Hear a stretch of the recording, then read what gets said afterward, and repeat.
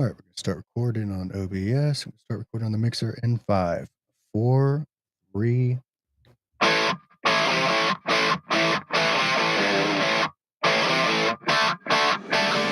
Identifying as a mom, daughter, conservative, friend, parental rights activist, Republican Party delegate, lover of freedom, conspiracy theorist, mama bear, and force to be reckoned with, this is Raising Liberty with Lindsey Beckham.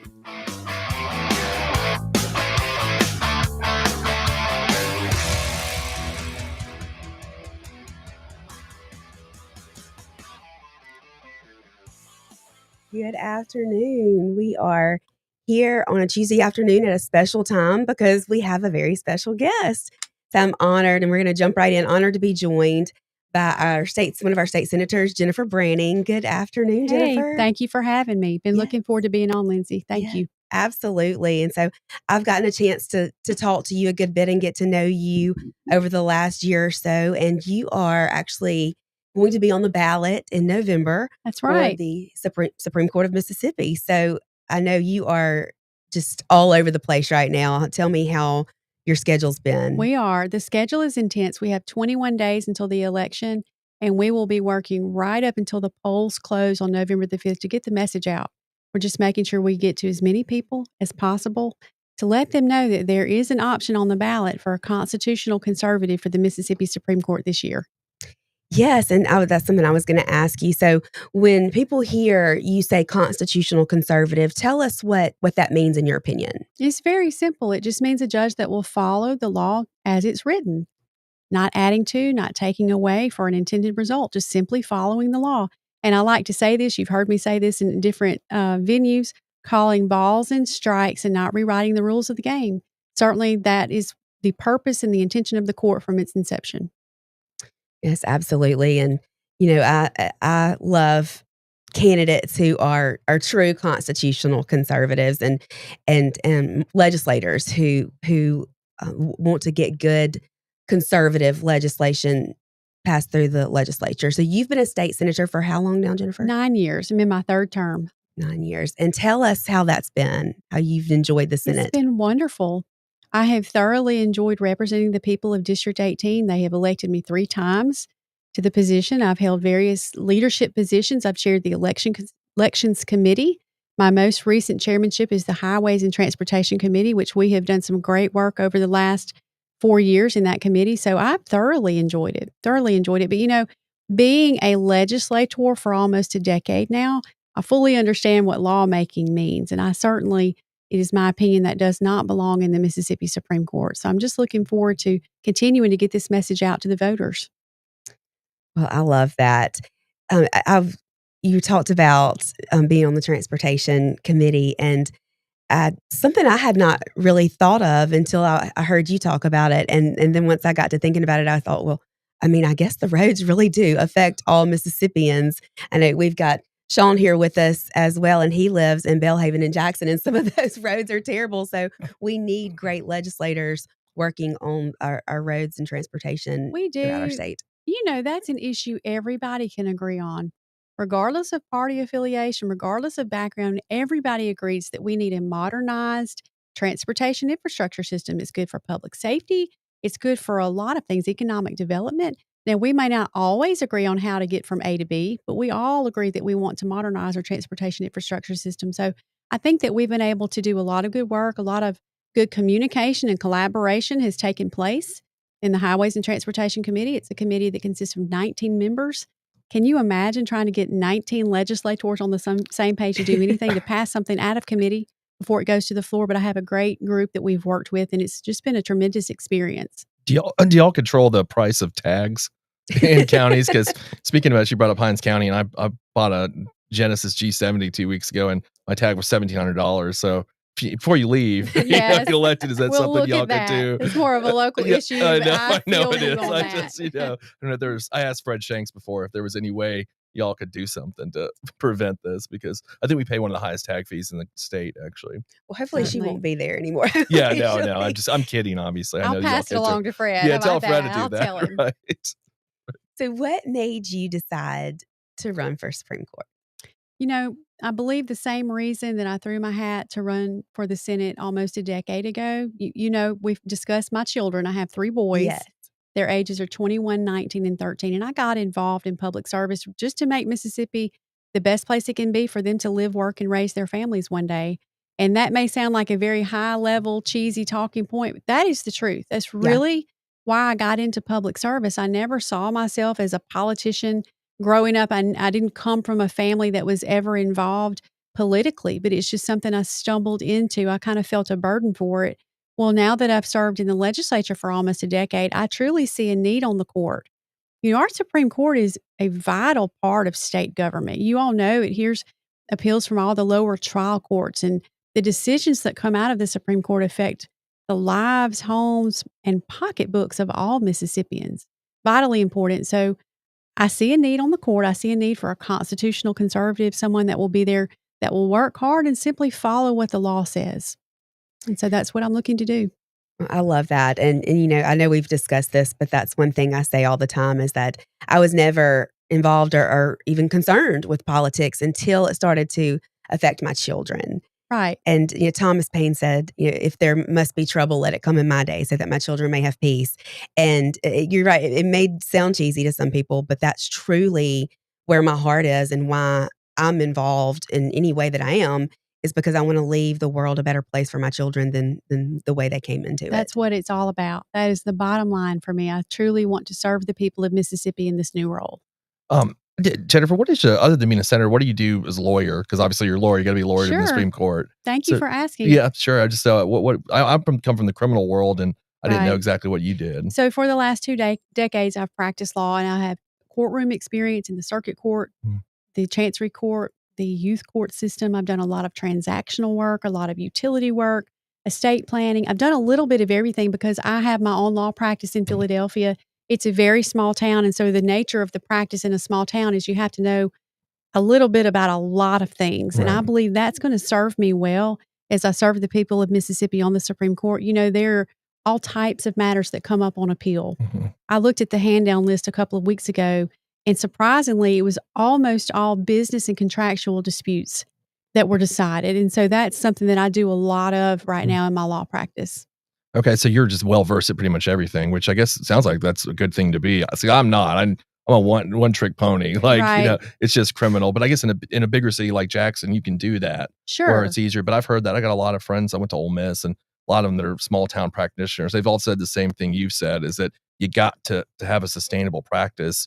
You've got to do everything, and that I guess it's kind of like you're running a small business, though, pretty much too. Absolutely, that's what it is. It's a very good description of it. So we've been diverse over the years. Now, as I began serving in the Mississippi Senate, I had to narrow my focus a little more, but I started out doing a little bit of everything. Spent a lot of time in youth court. I've handled hundreds of cases for abused and neglected children, both on the delinquency side and on the other side of things where you have a child that comes in that's been abused or neglected from a guardian ad litem standpoint. I've been a special prosecutor in the youth court system. So that's where the rubber meets the road in Mississippi, getting down with the children and making sure that their needs are being met. And I know that we're undergoing a lot of reforms in the legislature to try to improve the delivery of services through the youth court system. But so that's sort of a little bit of my background. Okay, that's great. And I heard you speak at the Neshoba County Fair, and the support from your hometown is incredible. I mean, Yes. they are very, very much behind you in this endeavor. Thank I know that you. means a lot to you. It means a tremendous amount. I was born and raised in Neshoba County. In fact, just a few miles from the fairgrounds is where I grew up. And so I have a lot of support from friends and family in the area. Most of the people that were there are clients of mine in the law practice. They've worked with me over the years. And so they just know that I'm just doing my part to make Mississippi the best place it can be. But it was certainly an encouraging time in the campaign. And at that the says Neshoba Fair. that says a lot about you too. I think as an attorney and as a person, that you have so many clients that have worked with you and they know you, they know your character, and that you mean what you say. Thank you. And I hope so. But I have to be honest, I've had a few laughs with some clients. They have called me or approached me and said, "Now hold on, we're not sure about this. We don't want to lose you as our attorney and our Right. senator." But I I had said to that about my accountant. right. You know, he's getting older. I almost bought him gym membership. I was like, please work out. That's before, right. you I know, need you to stay you need around. to stay around. Yeah. But that's the only negativity I think I have experienced from people from back home. They're just not sure about me changing roles, but at the same time are very supportive and want to see me continue to serve the people of Mississippi. And this is something we talked about before we started, but you have also received an endorsement from the the GOP, the Republican Party of Mississippi. I know Madison County, the Madison County GOP has endorsed you. We talked last night. We had a meeting, our executive committee, and we talked last night about getting your signs out at the precincts on election Yes. day. And I'm a part of Madison County Republican Women, and we have endorsed you and have gone out door knocking for you. And so this is a nonpartisan race. That's right. And so the GOP is allowed to endorse candidates in this election, correct? That's correct. There is a case that was decided several years ago that made it very clear that parties in Mississippi can endorse candidates that are nonpartisan. So certainly it's well within their right to do that. And we're thankful for the endorsement. Yes, well, we're excited about it. And I know this might be something, and I don't know a whole lot about the Supreme Court. I know we were talking about the terms. And so these are 8-year terms, right? That's right. And so one thing that I think is concerning, and you do not have to comment on this at all, but one thing I do want my listeners to know, and I think is concerning, is that the seat you're running for on the Supreme Court, the judge that has held this seat, is a little older. And by the time this 8-year term ends, he'll be 89 or 90 years old. And to me, as a Mississippian, that's concerning because I think we need someone on the Supreme Court that is young and healthy and ready to rock and roll with these cases that are appealed to them. So that's something I did want to put out there. You don't have to comment on that, but I know Thank you these for are long that. terms. Certainly 8 years is the longest term of any elected office that we vote on, local, state, or federal. So we're certainly making that part clear to everybody involved. So tell me about the Supreme Court. What do they do on a daily basis? What would your job description, job title be and look like? Well, certainly reviewing all of the requests for appeal that come up, and some of those cases are referred down to the Court of Appeals. Some of them stay at the Supreme Court. There's also rulemaking duties that are there incumbent upon the court. And certainly when it comes to motions, they work in panels of 3, and that's decided by the Chief Justice. But when it comes to deciding, the merits of a case, they work on a majority system, which is 5 justices out of a 9-member court. So think about the numbers of that. And what I explain to people, that's why this is so important. The legislature consists of 174 people that are elected by 3 million people to go and make laws, right? Well, when something comes up on appeal and works its way through the system, it comes down to then a decision of 5 people on the Supreme Court. That's why it's extremely important that we have justices that are going to follow the law, that are not in there looking at an intended result, legislating from the bench. So I think that's what I bring to the table as a legislator, been there for a decade now. I know what it means to make the law. Certainly that does not belong in our court system. Did you feel like, let me ask you this way, why did you want to run? What was the primary reason? Did you feel like that was happening, or did you see that as an issue? I think the fact that there are 5 people in the race tells you that the people of Mississippi are ready for a change. I think what I bring to the table is the opportunity for a new generation of conservative leadership on the court. And that message is resonating with people. And we're building momentum from the beginning of the campaign. We've just been overwhelmed with people that agree with that message. So I think the people have spoken on that already. And how large is that district with 5 people in it that are running? 22 counties in the central part of Mississippi. And so if you're familiar with the Central Transportation District or the Public Service Commission District, it is the same district. Okay, so that's 22 counties. It's a pretty big district. It's big. So you've been to every one of them, I'm sure. Almost. We are doing our best to get to every single one. And so by the time Election Day gets here, we will have been to every county. And so that's the reason the schedule, Lindsey, we were talking about the schedule earlier. It's very intense. It's very tight. It's because I want to get to every person possible on Election Day to be sure that we're getting the message out. This is important for the future of our state. Do you think, is it harder to explain what a Supreme Court justice does to the general public, where they just don't? I mean, not that I'm not saying it's not like they're sheriff or their legislator.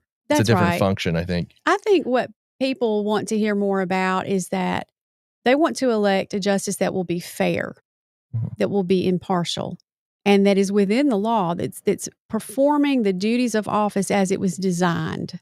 And that does not include legislating from the bench. And I do sometimes get questions about the functions of the court, but not as often as I get about how the duties are carried out. People are interested in the judges being constitutionally conservative in the way they carry out the duties of the office.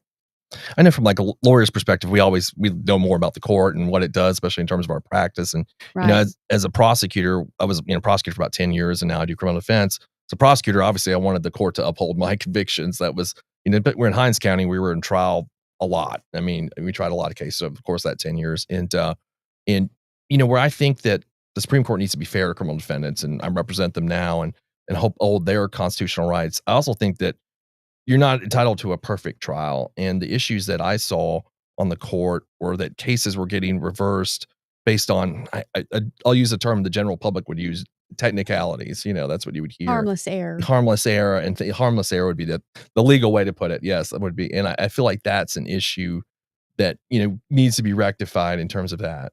So I've heard that other places as well. And so I just think that we need to make sure that we're electing a court that will look at every single case impartially and just apply the law fairly, certainly. And so that's what I'm looking to do. You mentioned you have 3 sons, so Yes. you live with 4 men, basically. I do. How is that? Are they all supportive? Are they excited for you? They are. They just, I had a conversation with the oldest child a couple of days ago. He's 21 now. So their ages are 21, 19, and 13. And so when I first ran for the Senate, the youngest one was 3. Wow. And they enjoyed the campaign trail. They were all into the activities. They held the signs. They did all the things. But now I've got 2 in college, and the 13-year-old is in the 8th grade and is busier than I am with activities. So they're not able to travel with me as much.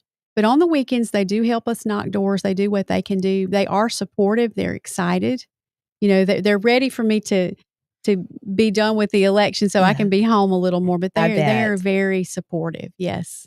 One thing, I saw you come and speak at the Capitol. Jill Ford, who is my representative, who I absolutely adore, she has the Girls' Day at the Capitol every summer, and my girls look forward to that every year. And so you coming and speaking to them, I loved your message. It was spot on, and I feel like that's what we need as role models for our children and for our girls, is someone to look at them and say, you need to know your worth and right. listen to your calling. You can make a difference. It's very important that we train this next generation to be leaders. Let's face it. And the work that I'm doing now really has nothing to do with me. It's all about, I have my children in mind when I'm working, in your children and your children. That's what it's about, the future of the state. But while we're doing the work now, we need to be training leaders and giving them the confidence they need to then pick up the gavel one day and take it from there. But I enjoyed speaking to the group of young girls. They seemed to really absorb the message that day. So I thoroughly enjoyed that. Yes, absolutely. So if you are elected, which we definitely are hoping that is what happens in November, hopefully outright, what will happen then? Will there be a special election to fill your Senate seat? And then when will you actually begin your term? The term begins in January, and so it will be up to Governor Reeves to call a special election and set that through his office for the Senate seat that I now occupy for District 18. I know they will hate to lose you over there in the Senate, but I know you've just got so much support from those guys as well. They've been good to me. My colleagues in the legislature have all been extremely supportive. Well, that we've worked together for almost a decade, so they know that I'm doing this for the right reason. I'm doing this because I feel called to do it, and I certainly just want to serve the people of Mississippi in a new role. Well, like I was telling you before we started, Sean lives in Belhaven, and so that's more of a more liberal Democratic area. And I have just been extremely impressed with the amount of Jennifer Branning signs that I see in his neighborhood and in that throughout that area. And I think, like you were saying earlier, it speaks largely to the fact that Mississippians are wanting more. That they see a need for change. I think so. And we have been well pleased by the show of support in all areas of the district. We're campaigning I tell people, in every nook and cranny of the 22 counties that comprise the Central District. We're going everywhere to ask people, to talk to voters, to find out what their concerns are. I want to be sure that I'm getting the message out to every single person possible. So I'm not surprised to see the signs in Belhaven. We've done a lot of work there. We're trying to reach every single person, and we are getting some great feedback and great support from all types of people. So it's been very refreshing and encouraging. Now, the election, of course, on November the 5th, and with 5 people in, there's a high likelihood that there's going to be a runoff with that many candidates, I would think. When does that occur so people know? 3 weeks after, so it would be the 26th. The week of Thanksgiving. That's right. Tuesday before wow. Thanksgiving. That's an issue, I would imagine. Historically, I've known when runoffs happen that week, people are out of town and get a much lower voter turnout. Because obviously we're in a presidential election year. It's going to be a pretty high voter turnout, I would think. I would guess. So what we need to do is make sure that we are keeping people engaged and make sure they get out to vote.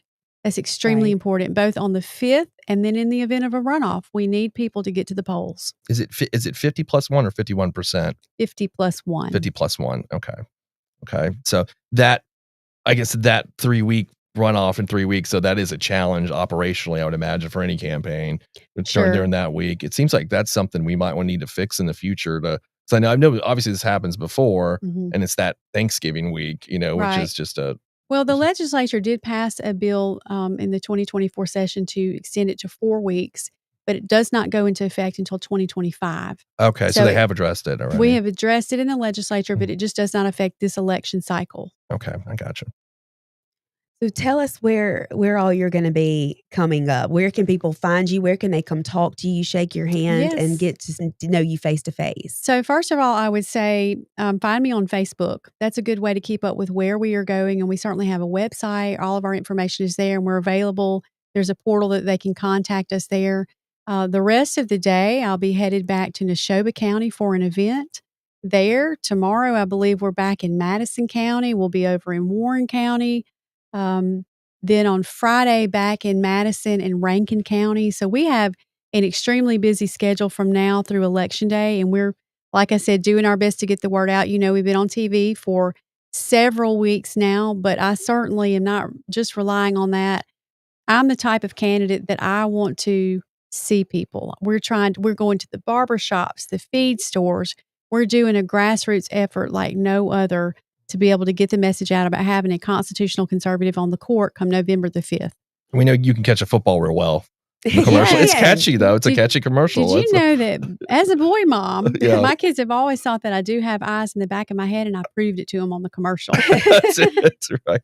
It was so cute. I thought that was just great, especially with you being a boy mom and all the boys in the background. It was extremely natural for us. It was sort of a day in the life. Really? Well, if you get elected, you're going to miss practicing law, having your own firm, or you're going to be like, no, I'm okay with that? I'm going to love serving the people of Mississippi in the new role. Yeah, I would. Giving up my clients sometimes wouldn't be such a bad thing. But no, I love them too. I'm kidding.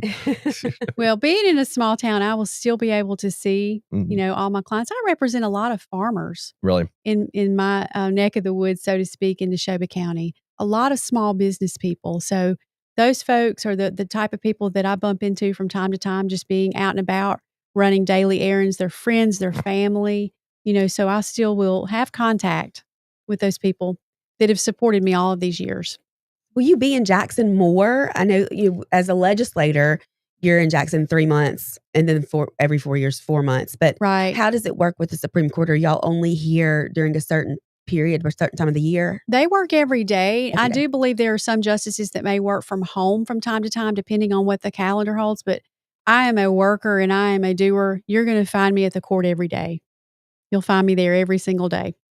Certainly. I love that. I know that the people of Mississippi want that. They want someone that's going to be there working for them. Yes. So even the justices that live in counties in far north and south, they have to live in Jackson for the most part, I guess. Or have a place in Jackson. I think some of them have different schedules and they have the ability to work remotely. Okay. They really do. They have the ability to work remotely, and I think some of them do take advantage of that from time to time. Not saying there's anything wrong with that. Oh, no. But today's world, that's everything. I mean. But I envision, if elected, as I'm learning and as I'm sort of getting the feel about things, my goal would be to be there physically.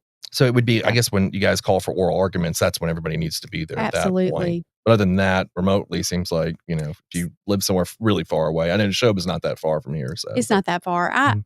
From home, I can be downtown in about an hour and 15 minutes. Yeah. And so I prefer to be there. That's a normal commute. Like if you lived in Atlanta, that'd be a short commute. Right. So it's not that big a deal, right? Well, I've done that serving in the Senate for almost a decade. And so it works. Yeah.